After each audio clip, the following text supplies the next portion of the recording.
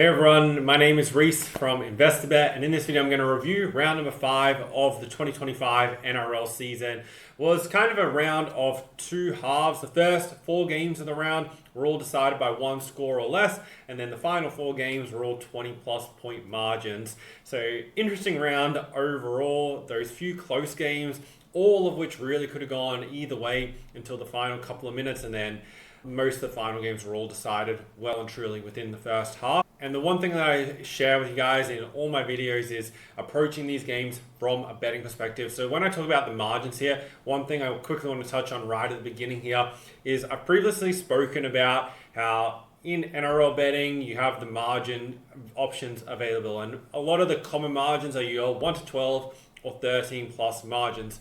Now, over the years, we've seen a very even spread of games be decided by the 1 to 12 and 13 plus. You see so far this year, teams have won 21 games by 1 to 12 and 19 games by 13 plus points. However, when we break this down into the smaller margins, you've got 1 to 6, 7 to 12, 13 to 18, and 19 plus. Right now, largely just due to the week that just passed, we've now seen 12 games decided by 1 to 6 and only 9 decided by 7 to 12 points. The majority of those 1 to 12 games are being decided by 1 to 6. And then importantly, we're seeing this trend start to build even more, and that is the 13 plus games. 13 of those 19 games have been decided by 19 plus points. And this is the really important one. And the reason for this is instead of just taking the 13 plus, get the better odds and take the 19 plus because it hits a lot more often. We're seeing this trend start to push out. If we go back over the past 5 seasons, so 2020 to 2024, all the games during that period, not including the current season, obviously, the games decided by 19 plus has been 348 of them compared to just 158 decided by 13 to 18 points. And there's lots of other ways to break this down, but that's just one thing I wanted to quickly draw attention to. I previously did a video at the beginning of the 2024 season talking about margin betting on the NRL. If you want to check that out, I'll link that video in the description. Looking at round 5, so this weekend, 6 of the 8 games went under the total points line. There are only 2 matches that went over, and I think they're the kind of the 2 obvious ones, and that are the Broncos Tigers, where there's 70 point score. That was the equal second highest scoring game of the round. And then on Sunday afternoon, there was 72 points scored in the Seagulls versus Storm game. All the other games, so the other 6, all went under the total points line. Few of them were fairly close. We're also going to talk about where, for each matchup, if the odds movement was correct. Home teams won and covered 5 of the 8 games, and all the teams that won also covered the spread in their matches. Favorites won and covered 4 of the 8 games. The underdogs who won outright, the Raiders beating the Sharks 24 to 20, Cowboys beating the Panthers 22 to 18. Eels winning in Golden Point against the Dragons 23 to 22, and then the Dolphins beating the Titans 36 points to 10. Those were your 4 underdogs to win outright. Overall, this weekend, we won 5 of our 8 NRL bets, and it was a very good week for try scorers as well. If you followed a few of the selections from the try scorers and put more of them on than I did, then you would have done very, very well.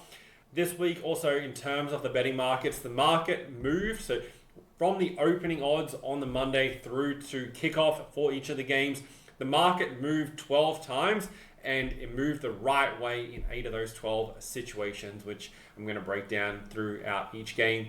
Looking at the ladder, it's a ladder of 4 groups of 4, effectively. You have the Bulldogs on their own, 5-0 on 10 points.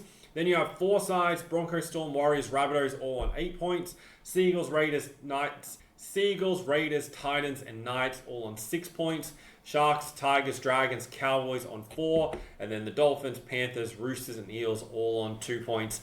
This is a very different looking ladder than we saw at the end of the 2024 season. You have the Panthers and Roosters, who are both top 3 teams last season, in the bottom 3 currently. And then sides who made the top 8 last year in the Knights, Sharks, and also Cowboys, all outside the top 8 as it currently stands. But we're only at round 5, still a long way to go throughout the season.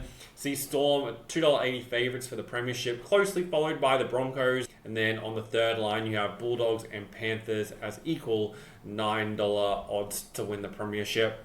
Outside of that, Sharks still maintaining their Pre-season price at around the $14 mark, and similar story for the Seagulls, who those sides will face each other this week. First game of the round, Raiders came from behind to beat the Sharks 24-20, scoring late try in the final couple of minutes of that game. A majority of the players in the team touched the ball in that final play that resulted in Sebastian Kris scoring a try. This match went right down to the wire, and I think the Sharks really should have won this game. Looking at it, I guess there's the opinion that quite a few of the calls went against the Raiders and they were a bit hard done by the referees and that kind of thing in this matchup. They had the sin bin to Hudson Young, lost the penalty count 7-2, and also had 4 set restarts conceded to the Sharks, only the 3. However, Sharks were in the winning position in this game. They had a 20-18 lead.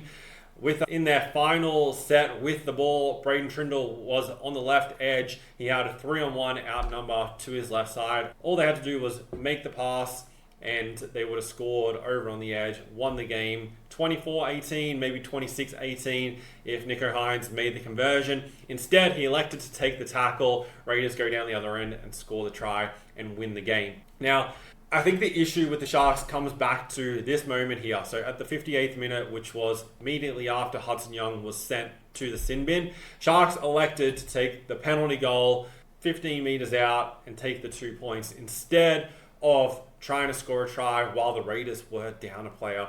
That kind of mindset in a game where it was important for Sharks to be winning. They were coming off a loss the week prior against the Bulldogs, needed to bounce back. And instead of playing to win the game and score points, and when you've got an extra attacker on the field, you're in prime position to score a try. 2 points, I could understand if it was 13-13 and we're a little bit closer to full time, but there was still over 20 minutes to go in the game. The Raiders were down a man, and instead of going for the try and building an actual lead, they just put the 2 points on the board, which from that point forward, then they started to play like they were trying to hold on to that 2-point lead as opposed to trying to win the game. And they really, in that final 20 minutes, weren't playing any attacking football. And I guess with the Sharks also, they only showed up in this matchup when they were behind on the scoreboard. So Matty Nicholson scored early on. Sharks responded. Hudson Young went over. Britton Nicholas responded. Hudson Young went over again. And Nicholas scored a very good try with a couple of kicks under the post. And it was just this game of the Sharks playing from behind for the majority of the game. And that was when they tried to actually score. The rest of the time, they were just effectively trying not to lose, which in the end proved costly with the Raiders getting the win and bouncing back from their performance the week prior up in North Queensland against the Cowboys. Sharks were held scoreless in the second half, and obviously that very late try was the only actual try scored in the second half. For the Raiders, this was a huge defensive effort, especially on that quick turnaround coming from Townsville. They kept the Sharks to just the 2 line breaks overall and only missed 24 tackles for the game and made 420. So high efficiency there at 92.3%. And they really could have easily lost this game in that second half. The Sharks had 54% possession, lots of good field position, but the Raiders were able to hang on and win this game. They'll face the Eels coming up next week, who are coming off their first win of the season. Good thing for the Raiders. They're on that quick turnaround into the Sharks game to get 9 days rest going into the game against Parramatta next week on the road. Then for the Sharks, overall, it's a very passive performance. They were playing like they just didn't want to lose instead of trying to win the game. And their attack at the moment just has a lot of issues and kind of relies on individual brilliance to score tries. Otherwise, they just go side to side in attack. They should have put that game away late in the second half, or they had multiple opportunities during the sin bin and then also late to win this matchup. Completed at 86%, which is obviously good, but just making, I think it was 4 offloads. Yeah, 4 offloads, so that's also why they completed at an 86% percentage. Had the majority of the ball, made more meters in the middle, and won the penalty count 7-2, but weren't able to get it done when it counted. This is the 4th straight game for the Sharks that's gone under the total points betting line at kickoff, and also the 3rd straight non-cover for them as favourites. They're also on a 9-day turnaround coming up next week, and they'll be travelling to Perth to play the Seagulls. For this game, the market got it spot on from both perspectives. The Raiders opened $2.60, were backed into $2.35, and obviously won. And the total opened 46.5, moved down to 45.5, and went under. So the market was right on both occasions in this game. Then on Friday night, the Panthers lost to the Cowboys at home. Cowboys were the biggest underdog or biggest winner from an odds perspective of the round. They opened $4.25, drifted right out to $4.80 with the money coming for the Panthers, but Panthers ended up losing, so Cowboys winning at $4.80. Game went under the total, but the total didn't move throughout the week at the 49.5 point. The Panthers scored 3 tries to 2 during the first half, went into halftime leading 18 points to 12. They couldn't capitalize on that period with Reece Robson in the sin bin from the 25th minute. No points for them during that period. The Cowboys got the jump on them right after halftime. Jackson Purdue went over, and then Talagi went over, both within 5 minutes of each other. That put the Cowboys up 22-18. And from that point forward, they'll know the points in the game. One thing I want to highlight, both these tries here for the Cowboys were on their left edge. So that right-hand side defense for the Panthers is definitely starting to become a bit of a problem. They've conceded 9 tries to that side of the field from opponent left centers and left wingers, compared to just 4 tries overall from the opponent right center and right winger. Late in the game, with about 5 minutes or so to go, the Panthers made a break on that left edge. Casey McLean, all he had to do was throw the pass out to Thomas Jenkins on the wing. He would have run around, scored untouched. Cleary would have had a conversion attempt to put the Panthers in front. And from there, they probably likely hold on and win that game. He elected not to pass the ball, which has become a bit of a pattern in a lot of games, with players not giving the offload or drawing and passing and electing to go themselves. I spoke about this to the NRL Best Bets members, and I think this is something that coaches are definitely going to have an eye on over the next few weeks, and that's going to be pushed out of the game.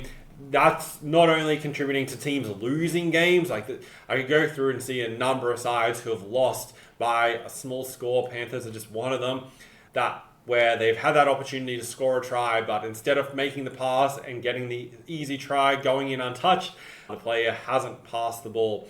And that's also contributed to a lot of games going under by small margins as well.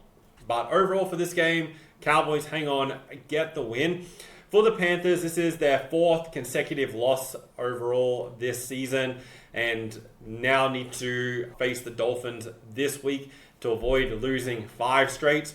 3 of those losses that they've had have been by 6 points or less. They've failed to score over 18 points in their past 2 games against 2 sides, firstly being the Cowboys, and then last week when they played the Rabbitohs. They haven't scored over the 18 points, and both those sides are ranked in the bottom half of the competition in defensive metrics so far this season.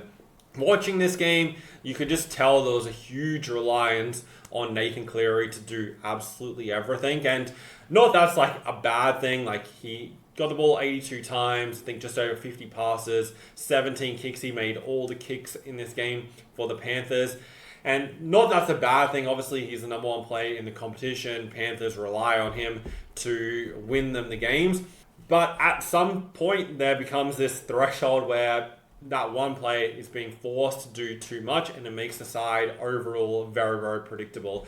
When the opposition knows that on every play the ball's going to Cleary, or on the last tackle especially, every time it's going to Cleary, they're able to put more pressure on, shut down that side of the field a little bit more, just because it's becoming so predictable where the ball is going. And I think Panthers will get away with that against some of the lower tier opposition, but that hasn't already even proven to be the case.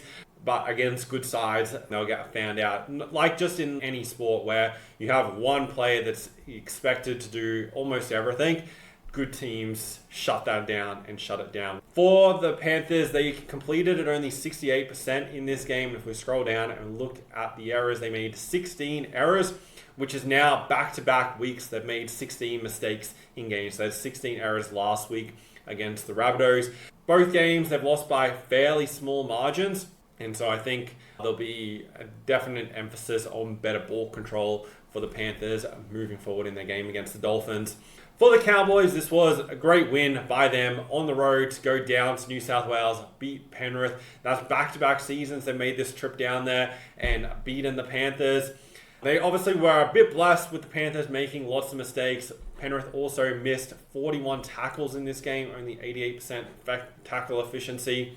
To their credit, for the Cowboys, they defended their line very well. The Panthers had 46 plays inside the Cowboys' 20-meter zone and only scored the 3 tries for the game, all of which came in the first half. They scrambled really well, especially in the second half. The Panthers made 4 line breaks in that second half, but couldn't turn any of them into points.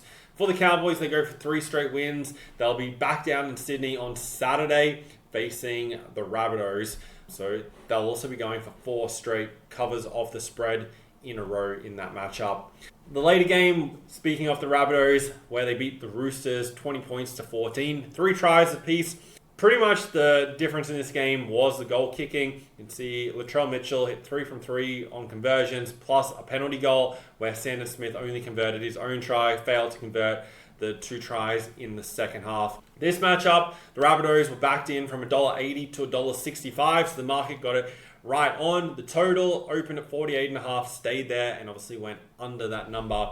This was the first favorite of the round to win, being the Rabbitohs. It was a very tightly contested first half, just 1 try apiece, and both of those came in the first 11 minutes. The only other score in the second half was that penalty goal in the 34th minute. Rabbitohs led at halftime 8 points to 6.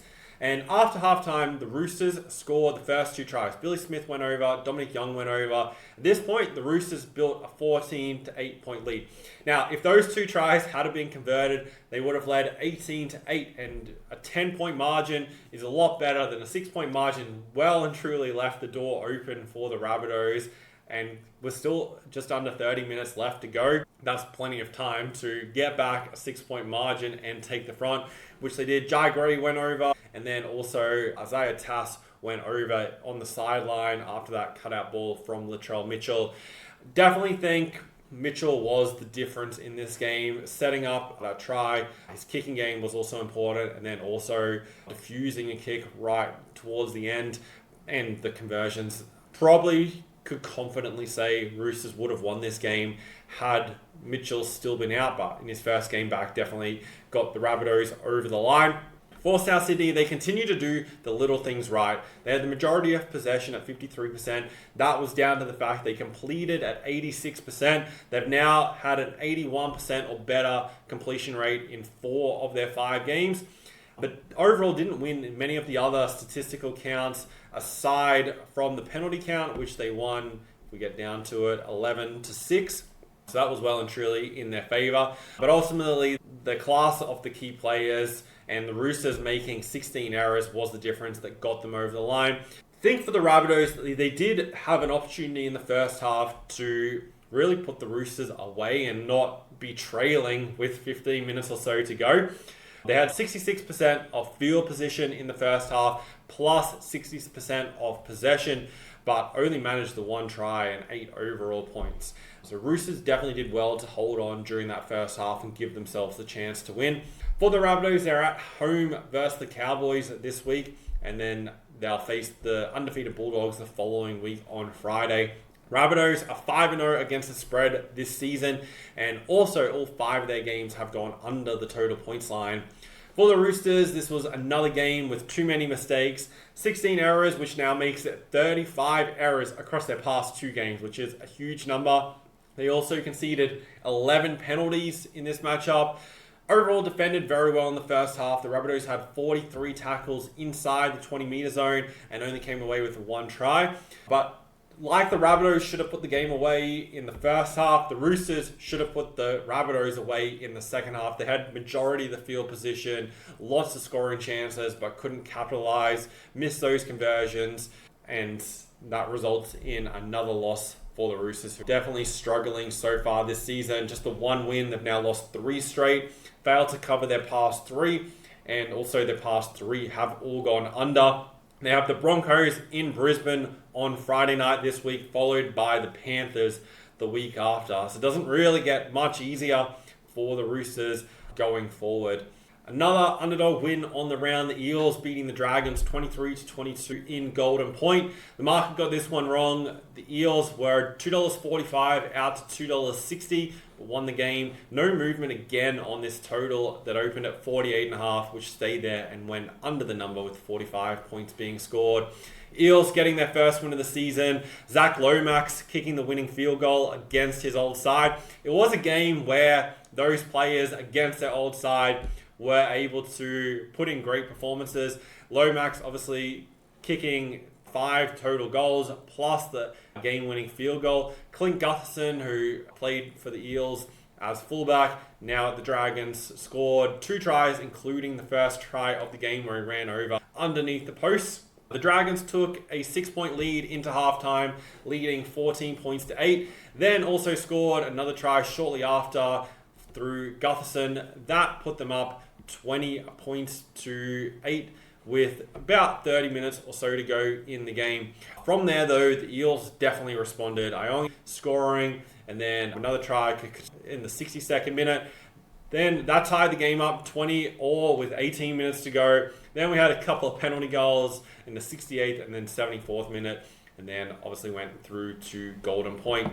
The Dragons, this is a game they probably should have put away, but to their credit, the Eels fought back and took advantage of the opportunities they did have in the second half. This was the best performance of the season for the Eels, not just because they won the game, that's obvious I guess, but statistically, this was their best performance in a lot of metrics. So all positive signs, and it definitely has been an improving side from the Eels over the past few weeks. They were obviously terrible in weeks 1 and 2 against the Storm and Tigers, but since then, they were good against the Bulldogs, good against the Seagulls, and then beating the Dragons this week. So you can see the gradual climb from Parramatta, and as I said, a lot of their metrics were their best of the season, both in attack and also defense. Good to see them complete at 83%. And also, as we're going through, majority of attacking kicks all made by the Eels. They had the majority of field position, 3 less errors than the Dragons as well, and also won the set restart count 5-2 overall. For Parramatta, they're coming off their first win. Will face the Raiders this week. Also for the Eels, the last 4 games they've had have all gone under the total points line, and they've also covered the spread in their past 3. So that's that sign of them being better than expected over the past few weeks. For the Dragons, this was a bit of a letdown for them after beating the Storm last week. However, they still played good overall, but just couldn't quite close out the game when they needed to. Beaten for territory, especially in the second half, that definitely proved costly. They needed their forwards to step up. They needed a better kicking game, and just like the young halves in Ilias and Flanagan couldn't have much involvement, and they needed that tide to turn in their favour. Similar to the earlier game in the round, the Sharks against Raiders, just shows that in the NRL you can't play for full time. You have to keep on trying to win, otherwise teams will come back and get you. For the Dragons, they play the Titans on a Friday night. This is a bit of a tricky game for them going into that, and their last 3 games now have all gone under the total points line. On Saturday night, the Titans lost at home to the Dolphins 36-10, Redcliffe getting their first win of the season. The Dolphins were $2.65 into $2.62, so small movement, but the market got it right. And the game went under the total, which opened at 52.5 and was moved down to 51.5. So both sides, the market moved in the right direction. Overall, this was a huge win by the Dolphins, not only getting their first win of the season, but by far their best attacking performance so far. They won this game in the first half. They went into the break 16-0 with 2 tries, 2 penalty goals during that period, but really took the Titans out of it by having so much of that first half possession. They scored another 2 tries shortly after halftime, led 28-0. In the final 15 minutes, the Titans scored a couple of tries to Sami and Brinson. However, the game was all over at that point, and too big of a margin for them to make it a reasonable comeback opportunity, that's for sure. For the Titans, first of all, good defensive performances the 2 weeks prior, but this was definitely a letdown from that. They kept the Knights a couple of weeks ago to just 6 points. Last week kept the Roosters to 12, and now conceded 36 points against the Dolphins, who going into this game are ranked 16th in attacking points scored. And not only from a 36 points conceded perspective, the Titans gave up almost 2,000 run meters and over 600 post-contact meters, which these are similar numbers to what they conceded in round 2 against the Bulldogs. The sin bin to Tino in the first minute of the game on that first set of 6 definitely put them on the back foot overall, and I don't think this side just got themselves composed after that. Just playing from behind from that point forward, and I think they're a side, the Titans, who rely heavily on confidence and momentum, and when that wasn't in their favor, they found it hard to fight back, and by that point the game was too... and the Dolphins, to their credit, definitely defended well. This slow start also has started to become a little bit of a problem now. 3 or 4 games that they've either trailed or been tied at halftime. They go on the road this week to play the Dragons, who will be keen to avenge losing to Parramatta. And the past 3 Titans games have all gone under the total points line. For the Dolphins in this matchup, this was their first game that they've scored over 18 points for the season. Also, their most line breaks they've had and equal least line breaks that they've conceded. So much better performance across the board, attack and defense for them. They won the forward battle, having the 308 post-contact meters compared to 229 in that first half. Defended their line very well. The Titans had opportunities and chances to score, but Dolphins definitely shut them out until that point where the game was over. And definitely strong improvement defensively as well, just missing the 25 tackles overall compared to where they missed 46 tackles last week. You can see the missed tackle count right there. Also, the Dolphins did very well, scoring 36 points, with the Titans just missing 26 tackles overall. For the Dolphins, they got their first win, now have to beat the Panthers, looking to avoid losing 5 straight. At least, obviously, they'll be at home. Following the game against Penrith, they'll play the Melbourne Storm the week after, which is also a home game for them. Last game on Saturday, Broncos ran out huge winners, 46-24 against the West Tigers. Broncos were $1.22 into $1.18, and the game went over a 52.5 point total, and that line stayed consistent throughout the week. Overall, this was a big win by the Broncos at home to make them 4-1. The Tigers scored 3 tries to the Broncos 2 in the first half, but Brisbane still went into halftime leading 14 points to 12. All 3 tries by the Tigers were failed to be converted. However, both Broncos tries were converted, plus you had the 2-point field goal by Adam Reynolds right on halftime. Broncos also had to get through a period in that first half when Brendan Piakura was sent to the sin bin. Tigers scored the 1 try to Taruva during that period where he was off the field. Then going into the second half, Broncos came out firing 2 quick tries immediately after halftime. That gave them a nice buffer, now leading 26 points to 12. Tigers responded, went over, and that brought the margin back to 8 points, which at that point, there was still that little bit of hope for the Tigers that they could maybe force this to be a close game that could come down to the wire. But following that, the Broncos ran in 3 straight tries to really push the margin right out and win pretty dominantly on the scoreboard in the end, but did only score 7 tries to the Tigers 5, and missing those conversions plus the penalty goals and 2-point field goals really pushed the margin right out over the 20 points. For the Broncos, this was a great attacking performance to score the 46 points whilst having that sin bin against them, especially against a top 4 ranked defensive side going into this game, which I'm going to touch on in a second. They also only completed 72% with the ball. We'll bring that up here. So 72% and had 49% possession. So still 46 points. Really, really good numbers. Super efficient. They lost the penalty count 9-6. And if they produce similar attacking performances where they don't have great overall metrics, like when teams score 46 points, you're expecting 55, 57% possession, 80% plus completion rate, or the opposition to just miss a ton of tackles, which the Tigers only missed 33, which, like, it's not a good number, but it's not horrendous either. Super efficient is the main thing there for the Broncos in attack.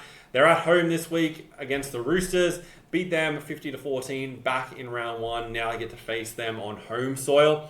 For the West Tigers, I think that scoreline definitely flatters the Broncos a little bit and makes the Tigers look worse than they really were.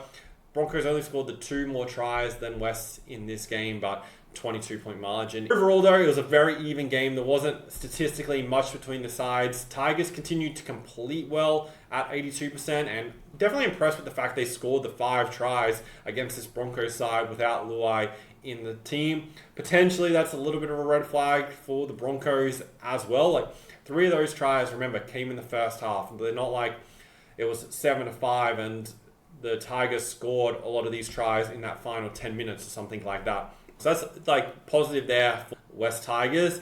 This is the 4th straight game that they've completed over the 82%, and also they made 4 line breaks for this game, which is similar to the Broncos numbers.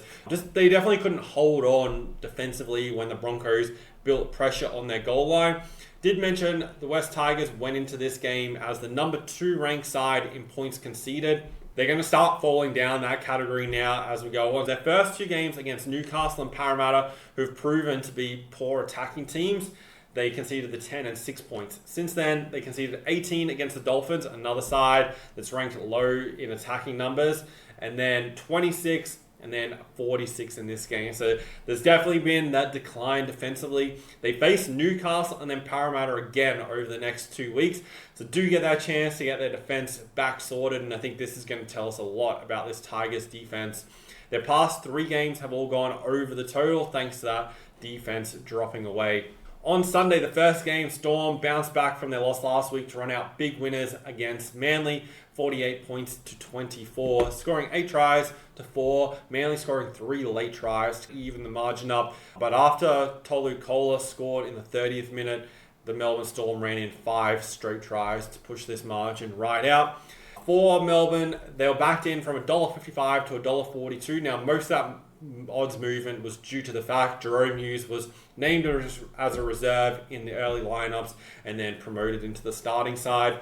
The game went over a total of 49.5, which had moved up from a 48.5 during the week, so the market was right on there as well. For this matchup, during the first 10 minutes, Manly got a penalty goal during that time. Just that curse about teams taking penalty goals and just taking 2 points when you still need to build pressure, and that's not going to help you against the Storm side, who's the number 1 attacking side in the league.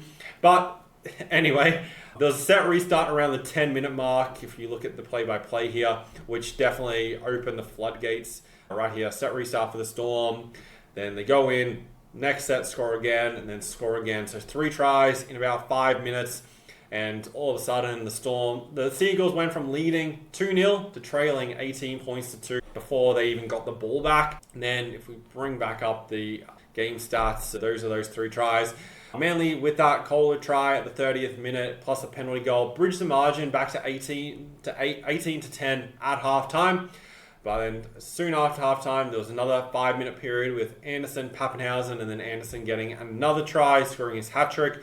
3 tries in 5 minutes, followed by shortly after another 2 tries in 4 minutes. And from that point, it was 48 to 10, and Storm had really put the Seagulls away. Those 3 late tries gave some more respectability to the scoreline at home for Manly. The Seagulls, they didn't necessarily play badly to concede the 48 points. They were comfortably beaten in the middle of the field when you look at the meters gained and run meters and that kind of thing. But they still made 9 line breaks, which is really, really good against the Storm side. Completed at around the 80% mark. All solid metrics. The way the Storm beat them was very similar. The statistics for this game mirror almost exactly how the Warriors beat Manly back in round 2. So teams definitely now have that blueprint of how you can go about beating the Seagulls. For Manly, they are off to Perth this week to face the Sharks.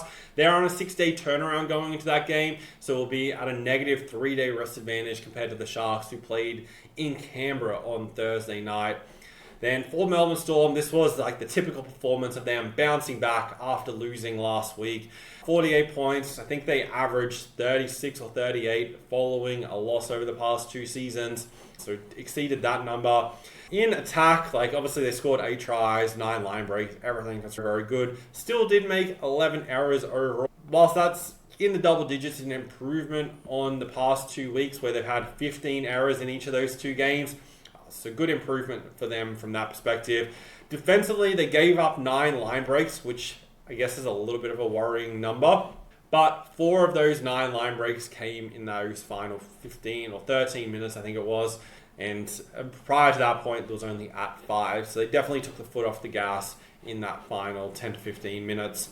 They're at home this week against the Warriors, who are coming off a bye. The Storm have beaten the Warriors the past 16 times those two sides have met. So I think the Storm will go in expecting to win that game. And then the final game of the round, the Bulldogs keeping the Knights scoreless, winning 20-0. Bulldogs covered the spread in this game, obviously as favourites, but they drifted from $1.46 out to $1.47, so a tiny movement, but it went the wrong way, and the game went under, which was definitely expected, moving from 44.5 down to 43.5. Overall, this was a low-scoring contest, as expected. Only the 3 line breaks for the entire game. 2 for the Bulldogs, 1 for Newcastle. No line breaks at all in the first half. The sides went into halftime 2-0. Stephen Crichton kicked a penalty goal in the 3rd minute. They were the only points in the first half. After halftime, the Bulldogs scored 2 quick tries. So in the first set of 6, Newcastle made a mistake, turned the ball over. Bulldogs capitalised. Curran scored from the kick that was knocked back, and he landed on it and was able to ground it. Then, in the set of 6 immediately following that, Phoenix Crosland was sent to the sin bin for tripping, and the Bulldogs took advantage, scoring a try through Jack Todd, and now the margin was out to 14 points to 0. Bulldogs ran in another try after that, but it was disallowed by the video referee, so it was at a risk at that point of getting a little bit out of hand. Knights stepped up though, defensively, held on for the rest of that period, and then just conceded 1 try for the rest of the game. Overall for the Bulldogs, they completely dominated the middle of the field for this matchup. 1,900 meters compared to 1,300, so more than 600 extra run meters. Post-contact meters, 710 to 449. Once again, over 250 post-contact meters. This is the difference in the field position. The Knights didn't have enough opportunities, which also, in fairness, was due to the fact they made 15 errors themselves. Had they kept this error count down to maybe 10 or even 9, they would have had more opportunities, and quite a lot of those errors came when they were in scoring position. But for the Bulldogs, that dominance in the middle of the field allowed them to get themselves scoring chances. They did have 52 tackles inside the Knights' 20-meter zone, and still only the 3 tries. They just, without those key players in attack, they just have a heavy focus on defense to make sure that they get over the line, don't need to score 30 points or plus to win games. They're the only undefeated side now in the competition. They go into the bye this week, and then we'll face the Rabbitohs the following Friday. I think for Newcastle, they're disappointing that they couldn't score any points, but as I said, they didn't really have enough opportunities to score. They were really limited for possession and field position in both halves, because of that meters in the middle dominance. Bulldogs controlled field position, and then when the Knights got their chances, they wasted them. They've now had 3 games this season where they've had 15 plus errors and have made more errors than their opponents in all 4 games. There's major issues with the Knights' attack, and it's just relying on Kalen Ponga to do something miraculous for them to find points. And they're just trying to win games on the back of their defense, which you got to have a good defense in the NRL, but you still at least got to have some points in you, that's for sure. Interesting game for them this week, facing the Tigers, who will be keen to bounce back after losing back-to-back games. And also, we'll get a good test of the Knights' attack in this matchup, with the Tigers conceding 26 and 46 in their past 2 games. So that's my summary of all the games for round number 5. Hopefully this video gave you some insights into the betting and also the team performances.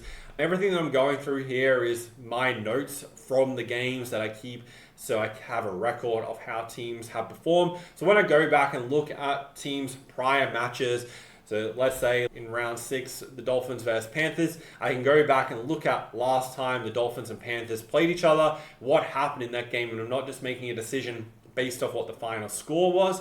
And then also I'm able to see trends of how teams have performed in recent weeks leading up to that game based on the notes of their performances. So I wanted to just share this stuff with you to help level up your betting on the NRL.